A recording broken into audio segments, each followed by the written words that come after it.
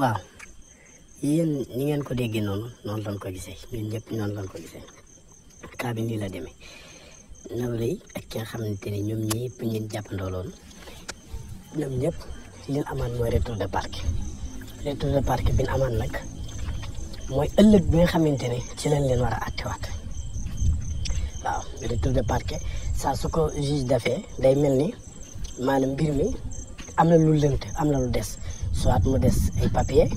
soit mu des ñoo xamante ne war nañoo ñëw te ñëwagul kon nag faaw dañ leen di jëli loolu tax nag ñu yóbbu ñun jotoon a jël yóbbu leen retour de parquet enquête bi nag mi ngi avancé bu baax ci li nga xamante ne gis nañ ko foofu te it ñoom ñi demoon ñoom ñi nga xam ne jàpp nañ leen ñu toll ci 7 personnes am na sécurité ndax boo xoolee bi ñu ñëw ñoom ci brigade bi ci bi ñu ñëw ci tribunal bi ñoom ñëpp dañ leen a solal loo xam ne maam mënoo leen a xàmmee daal mënoo leen a xàmmee ba xam kii mooy kii wala kii du kii kenn mënu leen cee xàmmee noonu lañ leen jëlee dugal leen ci oto bi daal leen di dugal ci biir ati bi nag mën na ne fi mu toll nii retour de parquet ginnaaw bi ñu ko amee pour l'instant nii daal affaire yi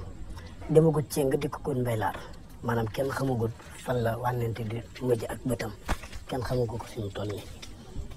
léegi nag ñi nga xamante ne bii nii ñëpp nag am nañ ci tuuma